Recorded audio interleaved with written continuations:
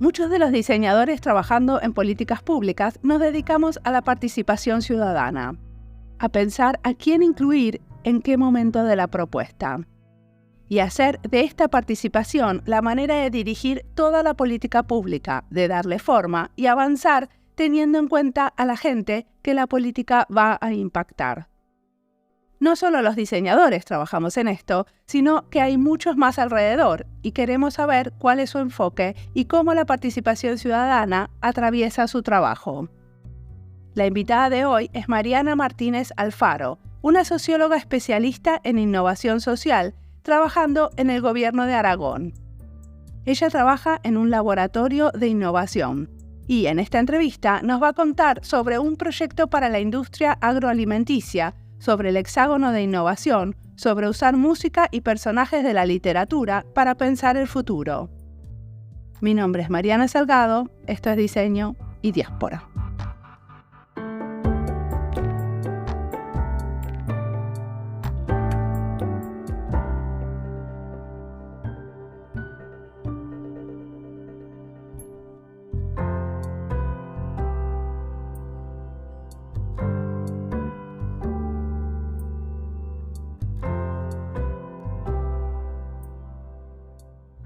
Hola, mi nombre es Mariana Martínez Alfaro y trabajo en la línea de innovación social en muchos proyectos. Concretamente, en el día de hoy voy a comentar uno que me hace particular ilusión porque es uno de los últimos proyectos en los que he estado muy implicada, que es Cocina Lab, que es un proyecto que conjuntamente se hace a través de dos direcciones generales: la Dirección General de Innovación y Participación Ciudadana y Gobierno Abierto, y la Dirección General de la Industria Agroalimentaria del Gobierno de Aragón. Y concretamente Cocina Lab se inserta dentro de uno de los proyectos que ha llevado a cabo el Laboratorio de Aragón Gobierno Abierto, con el cual suelo colaborar habitualmente, aparte de otros proyectos que realizo en las líneas de innovación social, también emprendimiento, desigualdades de género, que también colaboro con otras entidades. Para mí es un gusto poder estar aquí hoy hablando de esta iniciativa y agradecer a Mariana también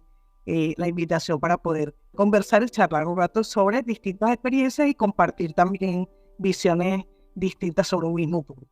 Decime, Mariana, ¿y qué estudiaste cuando estudiaste? Estudié sociología en la Universidad Central de Venezuela. ¿Y hace cuánto que vivís en España? 17 años. 17 años. ¿Y qué te llevó a trabajar con innovación social desde el gobierno? ¿Cómo fue ese pasaje?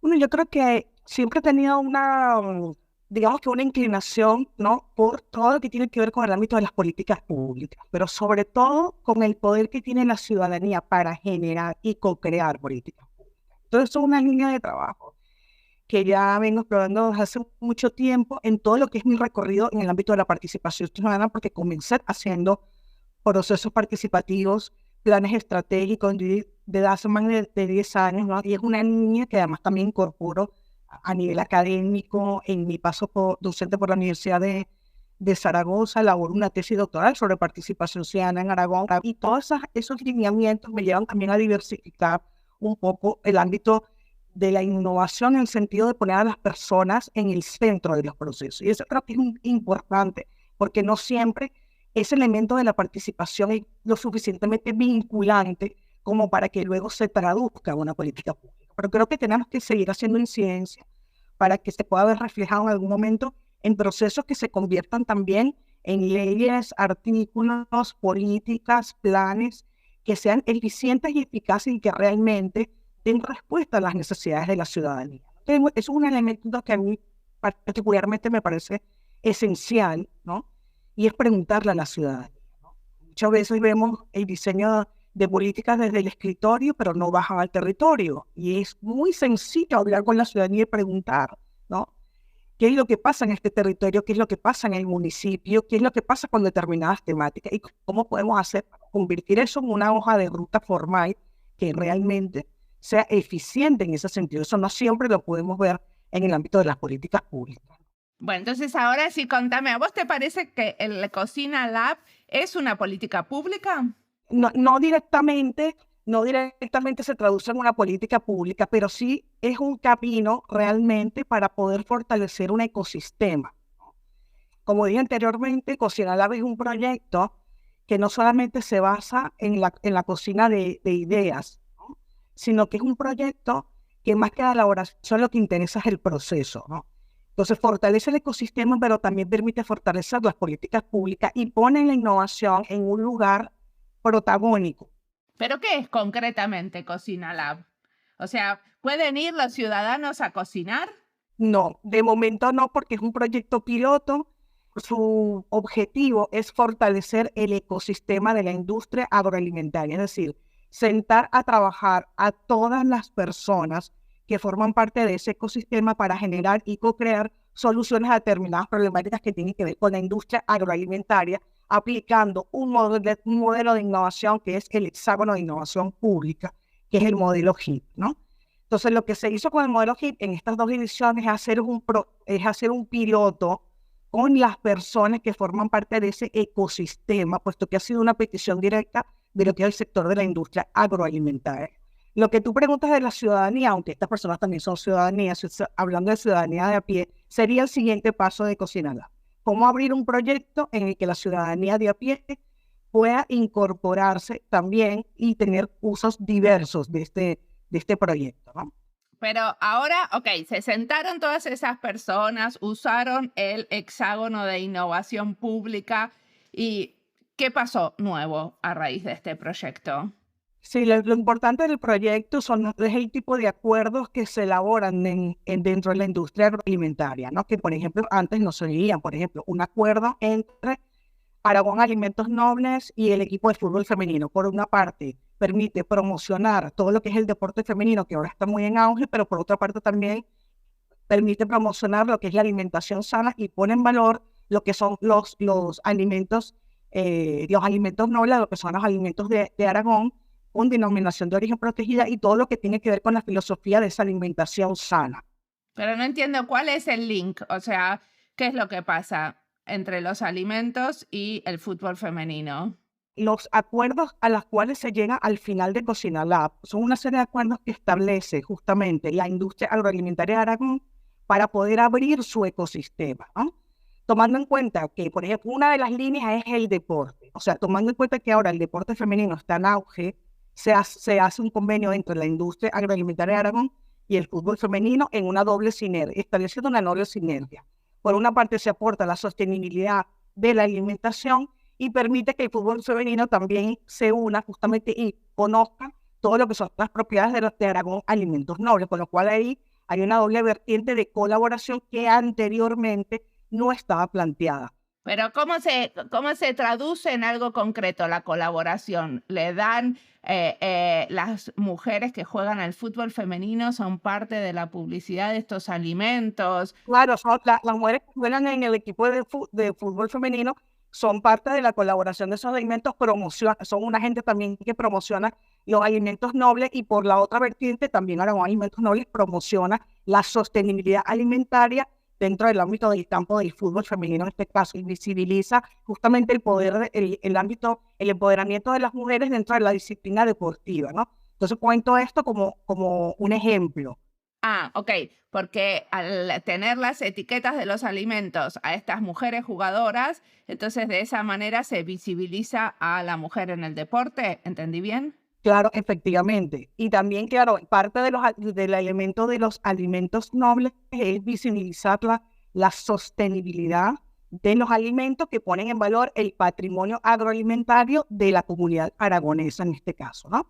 Entonces son elementos que anteriormente no estaban presentes, puesto que la industria agroalimentaria son industrias como muy gigantes, ¿no? Que suelen ser endogámicas, les cuesta a veces abrirse, ¿no? Cuando de alguna manera aplicas modelos de innovación, sientas a las personas a trabajar y generas conexiones improbables. Por ejemplo, un gran productor con un pequeño productor. Generalmente este tipo de conexiones no se suelen ver, salvo que los invites a trabajar en un taller, que creen juntos soluciones. Otro de los elementos, por ejemplo, son el tipo de generación con el que hemos trabajado. Hicimos un taller con generación Z, generación Baby Boomer y generación Silver. Es decir, cómo la generación más joven, ¿verdad? de alguna manera se conecta con esta promoción agroalimentaria y qué tipo de target se está buscando. Eso es una información que para la industria agroalimentaria es importante porque cómo hacemos para llegar para promocionar los alimentos nobles de Aragón a la población más joven. Siento que esta población es mucho más visual, no le interesa tanto el contenido, pero le importa la trazabilidad, es decir, cómo se ha elaborado este alimento, ¿no? ¿Qué impacto produce el planeta? ¿Cómo podemos transformar ese elemento climático, ¿verdad?, dentro de lo que es la promoción de los alimentos, y cuáles son las propiedades que fomentan la calidad de vida, la mejora de la calidad de vida en función de la sostenibilidad. Entonces aquí trabajamos también con otro elemento transversal, que es la Agenda 2030, que favorece la pedagogía también, porque es una hoja de ruta formal que la ciudadanía todavía no entiende del todo, ¿no? Entonces, claro, con este tipo de talleres y ejercicios de innovación, aterrizamos un poco la Agenda 2030 también y promocionamos todo ese elemento también de la sostenibilidad, porque estamos trabajando con alimentación, ¿no? Entonces, la innovación y la alimentación. Y decime una cosa, yo por ahí vi también algunas recetas. ¿Esas recetas para quién son? Sí. Cocinalidad estuvo planteado dentro de las 2 ediciones que hemos hecho, ¿verdad? Cada taller, se han realizado 6 talleres, es decir, uno por cada vector del modelo HIP, el vector Open, o sea, la apertura, el vector trans, la transdisciplinaridad, la importancia de trabajar con personas de distintos sectores, de distintos departamentos que se mezclen, que co-creen, que elaboren soluciones juntas, y luego la importancia del vector FAST, la agilidad, cómo somos más ágiles y más productivos, pero no tanto en la metodología que utilizamos como en la rapidez y la eficacia de nuestros procesos, ¿no? Luego el vector CO, la importancia de la colaboración, importante, ¿no? Y eso lo traducimos también la cocina colaborativa, el vector TEC, la importancia de la digitalización, y el vector proto, es decir, cómo aterrizamos esas ideas que se nos ocurren en estos procesos, cómo la materializamos para abrir ese ecosistema, ¿no? Por ejemplo, podemos crear un portal web, un canal de comunicación para establecer comunicaciones entre los que producen los alimentos y los que los consumen, ¿no? Y hacemos esa vinculación ciudadanía-industria que generalmente no estaba planteada hasta que tú abres justamente ese prisma. Las recetas. Cada taller tiene 2 fases. Una elaboración de una receta que se realiza poniendo en valor productos de la tierra o del sector de la industria agroalimentaria y va en función de cada una de las características de cada uno de los vectores, y tiene una segunda parte que es la parte de co-creación, es decir, sentar a trabajar a las personas creando conexiones improbables para que generen soluciones a determinadas problemáticas. Por tanto, cada uno de los talleres ha tenido una temática que trabajar para que luego se creen soluciones que luego puedan implementar. Y eso es la utilidad de los talleres, porque si no, el proceso de innovación solamente se queda en el proceso y no se materializa, ¿no? Entonces se generan líneas de trabajo que ellos luego pueden aportar e ir trabajando para abrir su ecosistema, luego fortalecer los lazos de las personas que forman parte de la industria, que muchas veces no se conocen aún trabajando en la misma industria. Yo creo que eso es uno de los grandes puntos positivos de Cocinalar, ¿no? Como hemos tenido la capacidad de sentar a trabajar personas de cargos directivos con personas del ámbito educativo, personas más jóvenes, con personas del sector del marketing. Hemos cruzado un poco todos los ámbitos para que las personas se puedan sentar a co-crear juntas y a trabajar y mejorar justamente su estrategia interna, pero que luego eso se va fortalecido en el ámbito exterior. ¿Y cuál era tu rol en este proyecto? ¿Vos facilitabas estos encuentros? Sí, yo tenía la suerte de compartir con mi compañero Javier Robles, que era el chef, el que dinamizaba justamente toda esa parte, orientada a todo el proceso de elaboración de las recetas que se hacían en la primera parte experimental, y mi rol era justamente el segundo, ¿no? Más la parte de co-creación, ¿no? Entonces me corresponde diseñar todos los talleres que se van a realizar en Cocinalar, atendiendo a las temáticas que se van a trabajar, luego las características que tiene cada uno de los vectores, y también tener en cuenta ese diseño a la carta, ¿no? Esa parte más disruptiva, utilizando distintas técnicas que fueran por una parte lúdicas, que fueran más atractivas, pero donde también las personas se pudieran sentir a gusto, en confianza, para poder generar mejores soluciones a las temáticas que se planteaban dentro de cada uno de los talleres. ¿Y me contás algún ejercicio de esos lúdicos que tenían? Bueno, nosotros, bueno, mira, te puedo contar en varios, ¿no? Pero hicimos un escape room en uno de los talleres, ¿no?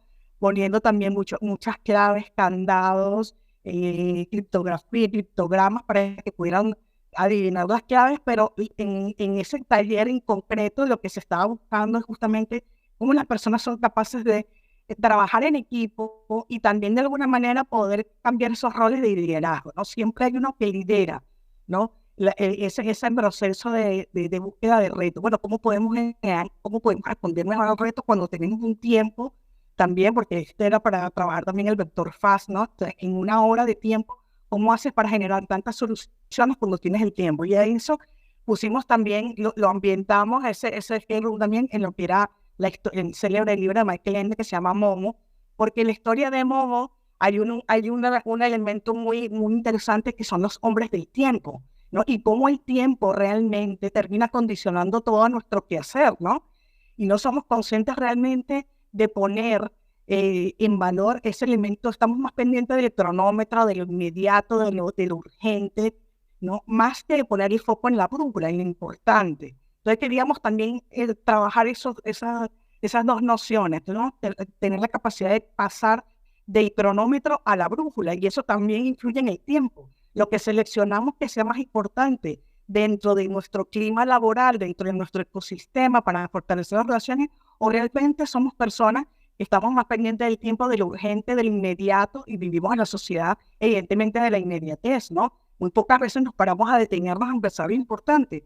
Y en la innovación también es importante detenerse, lo que llamamos en Cocina Lab, cocinar los procesos a fuego lento, ¿no? A veces hay que cocinar esos procesos a fuego lento para poder saber cuál es la importancia del proceso que se está viviendo, mucho más allá de esa parte lúdica, atractiva, sino es el elemento de generar confianza colectiva tan importante, sobre todo en tiempos de desafección, para poder generar mejores soluciones. Y eso es un elemento muy importante que tiene que estar presente en todas las acciones colectivas, y eso permite recuperar también, ¿no? Ese sentido de lo colectivo y la importancia de trabajar juntos para avanzar, que pareciera mentira que no tiene tanta importancia, lo escuchamos hoy casi todo el tiempo, pero realmente para ponerlo en valor es todo un arte, ¿no?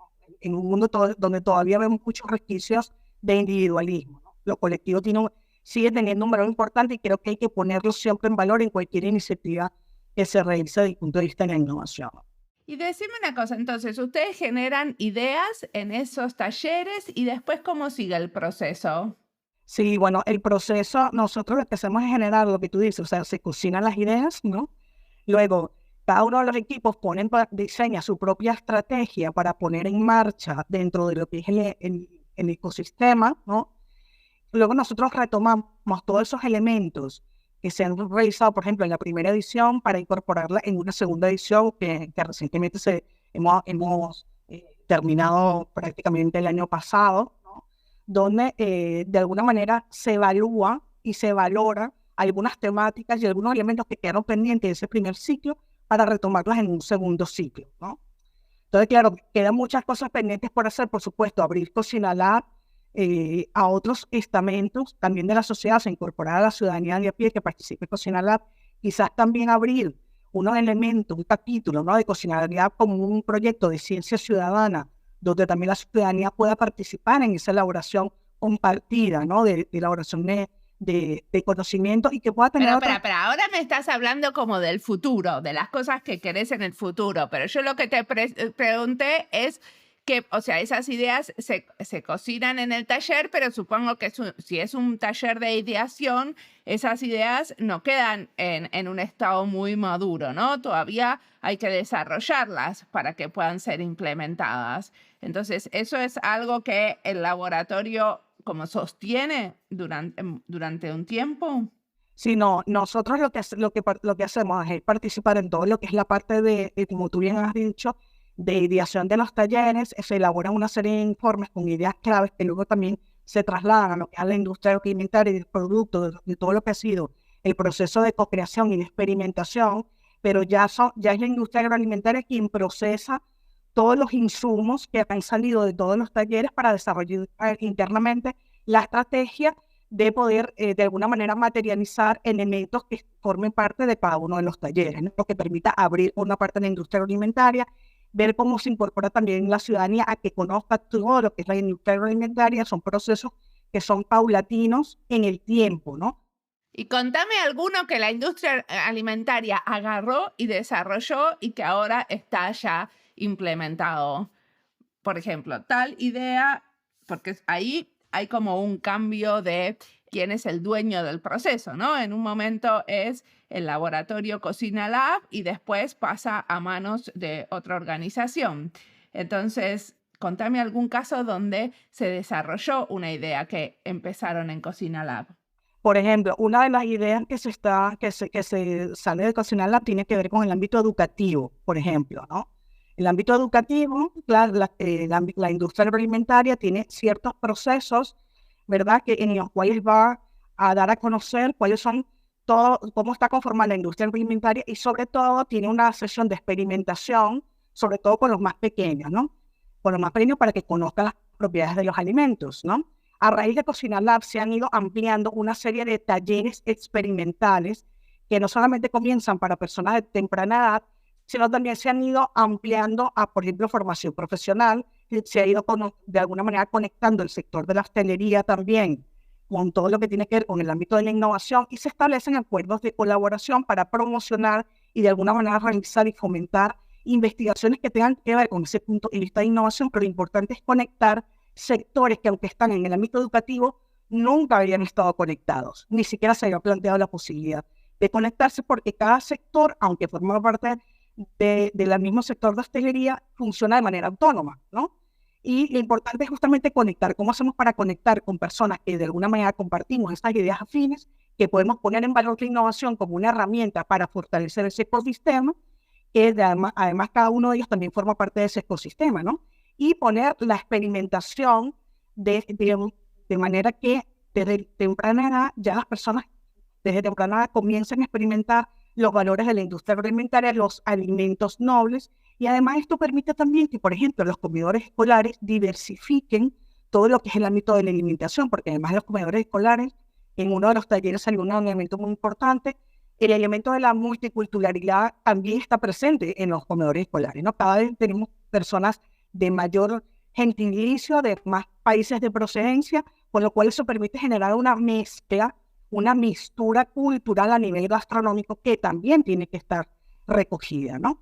¿Y eso fue parte de los talleres experimentales, el tema de la multiculturalidad? Sí, el tema de la multiculturalidad sale expuesto en uno de los talleres, porque se habla de que la propia elaboración de las comidas dentro de los comedores escolares está siendo diversa, porque cada vez tenemos más niños migrantes, niños de países de otras procedencias. Entonces, claro, también a nivel cultural, la comida une, la gastronomía, la cocina, tiene un espacio de unión de las personas, ¿no? Y eso también se tiene que ver reflejado dentro de las políticas agroalimentarias, cómo se diversifica en función de las personas que ahora están dentro de nuestro territorio.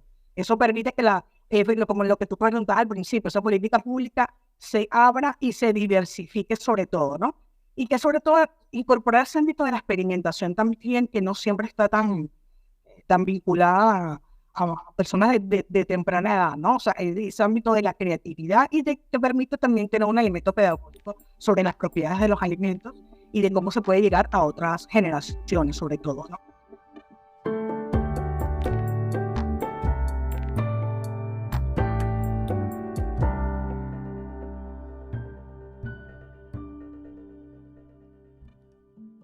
Esta entrevista es parte de las listas Venezuela y Diseño, España y Diseño, Políticas Públicas, Alimentos, Niñez y Diseño, Juegos, Futuros, Gobierno y Diseño, y Cocina y Diseño. Las listas las encuentran en Spotify, YouTube y en la sección de recomendados de nuestra página web. Esta entrevista es como una prima de otra entrevista que hice antes a Raúl Oliván, que también nos contaba sobre el hexágono de innovación. Esa entrevista es la número 360, o sea que si querés seguir profundizando en este tipo de proyectos, puedes después escuchar esa otra entrevista. También tenemos una lista sobre políticas públicas con 30 episodios, Y si estamos en tren de conectar cosas, también conectaría este episodio con los episodios que hicimos últimamente sobre diseñar con los sentidos, porque Mariana nos cuenta de cómo diseñar con música y teniendo como foco los alimentos. Sigamos escuchando a Mariana, que tiene mucho más para contarnos.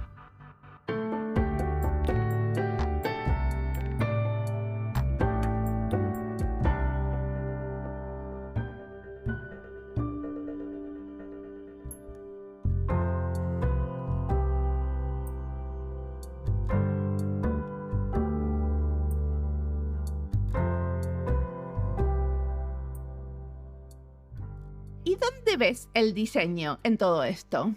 El diseño, a ver, Cocinala tiene un diseño bastante, bueno, tiene varios diseños importantes, ¿no? Sobre todo en tanto lo que es el planteamiento del propio proyecto, porque permite vincular, por una parte, gastronomía y por otra parte, co-creación, y por otra parte, estamos hablando de pensamiento de diseño. O sea, todas las sesiones de co-creación se basan en design thinking, pero también se han utilizado algunos elementos de futuro, o sea, el future thinking, para de alguna manera poner en ese elemento prospectivo cómo podría ser esa industria agroalimentaria del futuro, qué elementos tendría que tener y cómo ese elemento del futuro ayuda y facilita a generar mejores decisiones desde el presente, ¿no?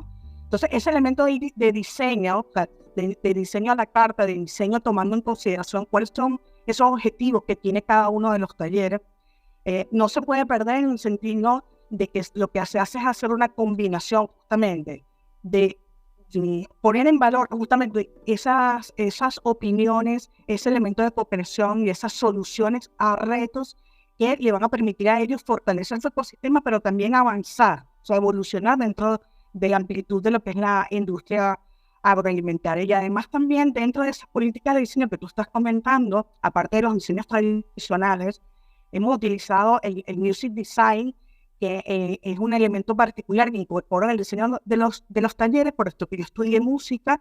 Entonces incorporo todo un elemento también de música, de pensamiento lateral, que facilita los procesos de concreción en cuanto se genera un sentimiento de confianza y de bienestar para que las personas cooperen, ¿no?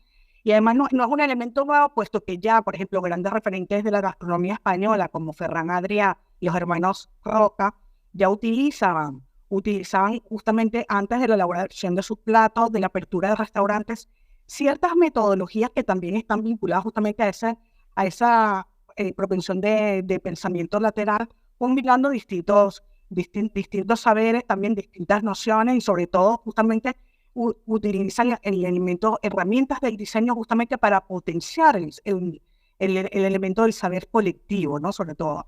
Y entonces, claro, hemos utilizado todas esas metodologías, no perdiendo de vista el elemento gastronómico por una parte, pero por otra parte poniendo a las personas en el centro de los procesos para que sean ellas quienes tomen esas decisiones. Nunca escuché sobre music design. ¿Qué es? El music design es una rama del diseño que permite facilitar los procesos de diseño a través de la música, ¿no? Sobre todo de géneros musicales que tú puedes utilizar para, de alguna manera, para potenciar los sentidos, ¿no? Entonces, sí que es verdad que depende, por ejemplo, los hermanos Roca han utilizado el proceso, música clásica para algunos procesos de co-creación que han hecho en la elaboración de determinadas elaboraciones y determinadas recetas, también para potenciar eso, ¿no? Concretamente en Cocinala, y cuento el caso de Cocinala, yo he utilizado un género que me gusta mucho que se llama el smooth jazz, que es una especie de jazz fusión que se suele utilizar justamente para potenciar también esos sentidos y acuciar justamente, facilitar ese proceso de co-creación, ¿no? Se suele utilizar como una herramienta complementaria a todo lo que es la fase de diseño, sobre todo para generar bienestar dentro de las personas que van a trabajar de manera colectiva y cooperativa. ¿Pero eso quiere decir que ponen música de fondo o la música es protagonista en el proceso de co-creación? No, la música en este caso está de fondo, pero tiene una razón de ser cuando tú escoges el género de la música. Hay géneros musicales que facilitan la agudeza de los sentidos. Uno de esos géneros es la música clásica, ¿no? Por ejemplo, que acabo de comentar. Otro de los géneros que yo he utilizado es el smooth jazz, que también tiene otro componente, probablemente en otro tipo de armonía, pero que también facilita los procesos de co-creación y genera bienestar a nivel del sentido, es decir, se cuidan los sentidos para que las personas puedan co-crear y conectarse con el ámbito de la gastronomía, con el ámbito del pensamiento, con el ámbito del saber, y se crea toda una armonía dentro de lo que es el proceso de co-creación en sí mismo, ¿no? Perfecto. ¿Y tienen diseñadores en el equipo? En el equipo, sí, hay diseñadores en el equipo, sí. Hay personas que han estudiado diseño, que de alguna manera también aportan información para lo que son la sesión.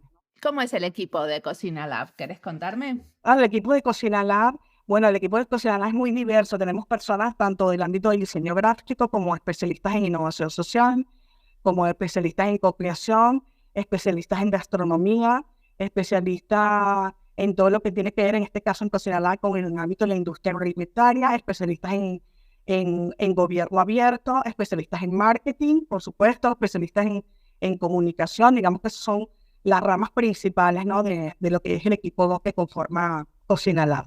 Y ustedes trabajan adentro del gobierno de Aragón, y el gobierno de Aragón, si entiendo bien, acaba de cambiar la administración. O sea que este es un proyecto que sigue a pesar de que la administración cambió. Buena pregunta que acabas de hacer. Ahora mismo Cocina Lab está como en una fase de stand-by, ¿no?, esperando justamente esos cambios que tú estabas comentando para saber quién va a asumir la continuidad de Cocina Lab, efectivamente. Y porque, como tú bien has dicho, o sea, ha habido un cambio de color político, y también las direcciones, las personas que dirigen las direcciones generales también cambian, ¿no? Entonces, claro, estamos como una especie ahora mismo de stand-by a la espera de saber cuál va a ser la continuidad de Cocina Lab, y sobre todo cuál va a ser el enfoque que va a tener Cocina Lab, sobre todo qué dirección lo va a asumir en este caso, ¿no? Entonces, ese es el momento en el que estamos actualmente. Pero quería comentar, aparte de eso, que Cocina Lab ha estado nominado el año pasado a 2 premios importantísimos de innovación y excelencia, uno por Fundación Novagov, como un proyecto de innovación y excelencia, y otro también hemos estado nominados por los premios del Congreso de Innovación CENIS, como un proyecto también relevante en el ámbito de la innovación pública. Entonces, creo que es importante comentar esto porque no siempre se ven proyectos de innovación pública en este sentido, ¿no?, que sean tan disruptivos, que gusten tanto, pero que tengan un cometido justamente poner a las personas en ese centro de los procesos, partiendo del ámbito de la administración pública sobre todo, ¿no? Entonces, yo creo que poco a poco algo tiene que ir cambiando en la administración pública. Creo que hay muchos esfuerzos importantes también porque se cambian muchas cosas y que se convierta ese modelo, que pase del modelo vertical al modelo horizontal. Y creo que Cocina Lab contribuye justamente un poco a eso, ¿no?, a ir poco a poco generando modelos horizontales de colaboración que son muy importantes para poner a las personas en el centro de los procesos y que justamente se ponga en valor la multidisciplinaridad, ¿no?, y poder trabajar con cualquier persona, que cualquier persona puede contribuir con su mochila vital de conocimiento, ¿no? ¿Y por qué fue que empezaron a trabajar con los alimentos y la industria agropecuaria? Bueno, el proyecto de Cocina Lab, como dije anteriormente, surge por una petición concreta de la industria agroalimentaria del gobierno de Aragón. Agroalimentaria, perdón. No, agropecuaria. De Aragón Alimentos Nobles. O sea, es la industria, su directora en ese momento, que es Carmen Urbano, fue la que hizo una conexión con Raúl Oliván, el director de Gobierno Abierto, de Innovación y Participación Ciudadana, porque de alguna manera se había dado cuenta que quería fortalecer ese ecosistema, ¿no? Y ya que pues ellos habían hecho un primer diagnóstico inicial, pues de alguna manera se planteó a nivel interno el poder implementar un modelo de innovación como herramienta, ¿no?, en ese tipo de ensayo, de prueba de ensayo y error, para ver cómo podía de alguna manera incorporarse la innovación dentro de la industria agroalimentaria y que tuviera un valor para fortalecer el ecosistema, ¿no? Y eso, por ahí surge ese proyecto de una conversación, como los mejores proyectos que siempre surgen de innovación también, ¿no? Todo empieza por una conversación y luego todo sigue como cómo unimos esos puntos, cómo unimos a las personas, y así que surge Cocina Lab, de una conversación, y luego se transforma en un proyecto muy particular que permite de alguna manera unir dos mundos que a primera vista pudieran ser disímiles, ¿no? Pero que la cocina evidentemente siempre tiene ese punto de unión, ¿no? Genera camaradería, confianza, y en eso se diseñan los talleres para generar ese estado de bienestar en el que las personas pudieran ser capaces de generar sus propias soluciones para poder generar sus propias estrategias en las que puedan trabajar a lo largo del tiempo, ¿no? Ese sentido, Cocinala es como una especie de vehículo, pero que permite también visibilizar la importancia de cuando existe la voluntad de las personas para cambiar la manera de hacer las cosas, surgen proyectos como este, ¿no? Y como este y como cualquier otro proyecto, pero siempre está en un elemento de la voluntad de las personas el hacer las cosas de otra manera y el aprender a hacer las cosas de otra manera. ¿Y qué te inspira? ¿Qué mirás? ¿Qué escuchás? ¿Qué cosas lees? ¿Qué te parece que son fundamentales a la hora de diseñar estos ecosistemas y ponerlos a co-crear? A ver, en concreto en este proyecto de Cocinala, yo tengo que decir que he invertido muchísimas horas, porque es verdad que hay que conocer muy bien cómo funciona la industria agroalimentaria primero que todo, ¿no? Para poner en valor justamente todo eso, aprender toda la terminología y luego, en lo que tú dices, ya bueno, con la experiencia que tengo en el ámbito sobre todo el diseño cívico, que es una de mis líneas más fuertes, ¿no? De alguna manera articular y aglutinar todos estos ámbitos que tienen además tanta terminología, ¿no? Y lo más importante siempre, o sea, no perder de vista que son las personas que tienen que estar en el centro de los procesos. Entonces sí que es verdad que me he inspirado justamente, bueno, en todas las lecturas, en todos los referentes también de innovación, los grandes chefs que tenemos en nuestro país, desde David Muñoz, los hermanos Roca, Ferran Adrià, que también tiene su propia metodología. Ferran Adrià tiene el método Sapiens, que de alguna manera sustenta todos los procesos de co-creación que tiene el laboratorio del Bully. ¿Método Sapiens de quién? De Ferran Adrià. Y de hecho hay un libro que voy a mencionar ahora dentro de nada, que también es muy interesante porque forma parte justamente de esa metodología, ¿no? Que estoy comentando, que se llama el libro rojo de la innovación, ¿no? El libro rojo de la innovación es una guía, ¿no? En la cual realmente te orienta, ¿no? Cómo incorporar elementos de innovación a tus empresas, a tus organizaciones, cómo se fortalecen los ecosistemas, ¿no? Y de alguna manera fue una pieza pionera justamente para de alguna manera poner en valor el elemento de la creatividad, que casi nunca se pone en valor, ¿no? O se pone en valor muy poco, menos de lo que me gustaría que se pusiera en valor, ¿no? Y ese libro rojo de la innovación precisamente trabaja ese primer caso de innovación que se comenzó a hacer con ese laboratorio del Bully, ¿no? Que fue una de las primeras referencias de laboratorio en el ámbito de la gastronomía, y cómo la innovación realmente lo que te permite es poner en valor, por una parte, la creatividad, por otra parte, las personas, o sea, cuidar los detalles de las personas y activar la creatividad en la elaboración no solamente de las recetas, ¿no? Sino el proceso, o sea, lo que ocurre antes de la elaboración. El cocinalante, de alguna manera, también lo que pone foco es en ello, no tanto en las recetas o en el resultado de ese plato, sino lo que ocurre alrededor de la elaboración de la receta, es decir, cómo se conectan las personas, cómo conversan, cómo hacen sinergias, cómo luego realizan elementos de colaboración entre departamentos, es decir, todo ese elemento subjetivo que nos cuesta tanto ver, ¿no? Es importante no solamente a la hora de hacer una receta, ¿no? Sino que eso habla justamente de todo el proceso que está detrás de la elaboración, no solamente la elaboración técnica, ¿no? Sino también ese elemento humano. Yo creo que la innovación en este sentido también rescata y pone en valor esa humanidad que necesitamos conectar como seres humanos que somos, ¿no? Y ese trabajo en red, ese trabajo cooperativo, sobre todo el generar comunidad. Cuando tú no tienes la capacidad de generar comunidad de pertenencia, difícilmente puedes participar, porque no te implicas, no hay algo que de alguna manera te permite tener una amalgama allí, ¿no? Entonces, el crear comunidad es más que el fortalecimiento del ecosistema, porque cuando yo me siento partícipe de algo, yo ya participo porque me gusta participar, me siento a gusto, me siento útil, mi participación se traduce en algo, ¿no? Entonces, todos esos elementos, de alguna manera, están transversalizados también por grandes referentes de la gastronomía, ¿no? Como, por ejemplo, Ángel León, el llamado el chef y el mar, cuando él dice que cuando hay necesidad, hay innovación, y es correcto, ¿no?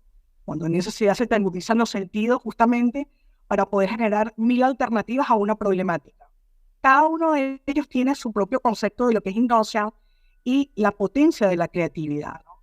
Pero todos, de alguna manera, mezclan, o sea, están justamente en esa transdisciplinaridad y saben aprovechar muy bien y el valor de cada uno de los ingredientes y lo que te genera la combinación de los ingredientes, que eso es un elemento también colaborativo que te permite generar el sabor también y el sello y la impronta propia que tiene cada una de las recetas, ¿no? Porque tú puedes replicar una receta, pero cada persona le dará su propio sello, de su propia cultura, de su propio saber, y eso es lo bonito de la cocina también, ¿no?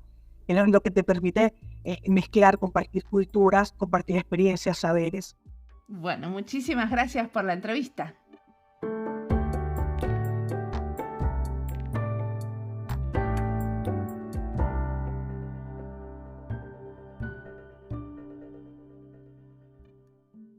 Me encantó cómo Mariana termina la entrevista diciendo que es importante implicarse y crear comunidad.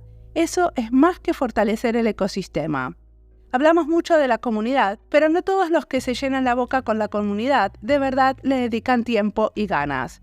Me gustó esta frase porque creo que cuando el ecosistema puede perder actores, por cambios de administración, por ejemplo, entonces la comunidad lo puede aglutinar.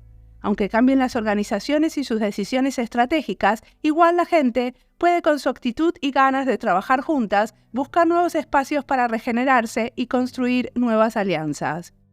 Los que trabajamos en el gobierno sabemos que los cambios de administración nos pegan duro y nos invitan a dispersarnos.